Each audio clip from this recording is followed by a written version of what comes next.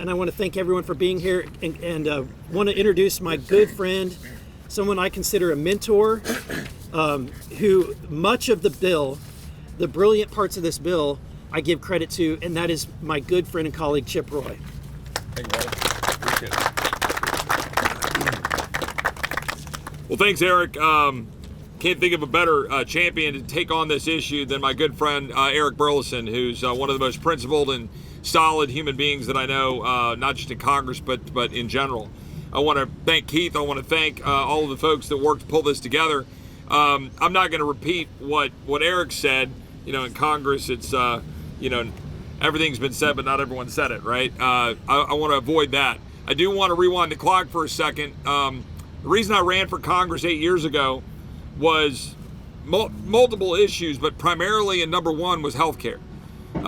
I was diagnosed with stage 3 Hodgkin's lymphoma in 2011. I went through the healthcare system. I was blessed to be able to do so, but I've watched so many of my constituents now, but my fellow Texans who've been unable to avail themselves of the healthcare system because it's so badly broken. Under Obamacare, I've had constituents who are unable to go to MD Anderson when they had the same diagnosis that I got. That's not coverage. That's not care.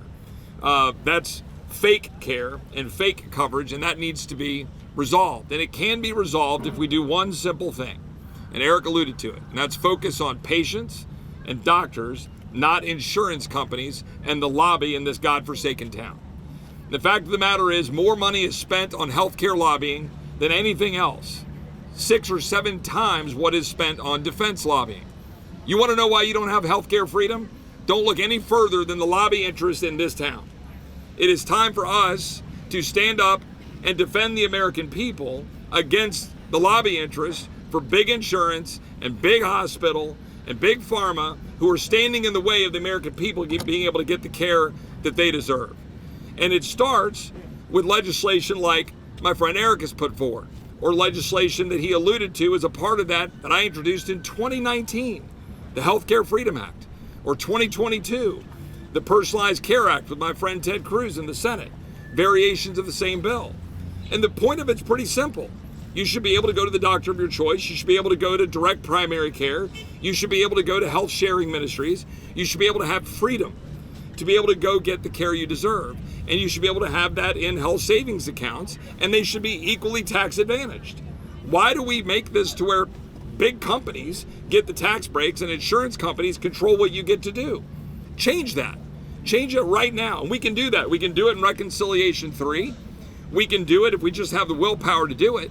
And I'll say one final point before I turn it over. We're not going to do this unless we stop worrying about figuring out the fake math that the CBO and JCT are going to tell you this costs. That's all driven by the lobby.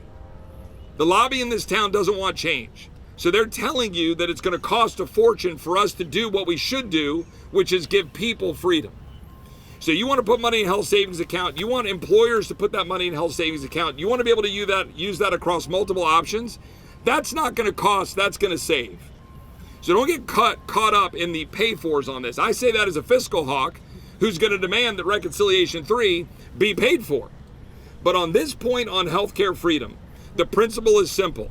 The patients and the doctors come first, not the insurance companies and the lobbyists and the bureaucrats in this town. That's what Eric's standing up for. That's what this alliance is about. We can reclaim healthcare freedom if we have the willpower to do it. Now in this bill, or generally, it's time for House Republicans to stop being afraid of healthcare and run on healthcare. Stand up in defense of the people. You want to know why you can't afford things? Healthcare. You want to know why families are hurting? Healthcare costs. Let's fix it right now. We have the willpower to do it. We can do it. And with that, I'll now introduce my good friend Troy to come up here and add a little bit more. Thank you. God bless you.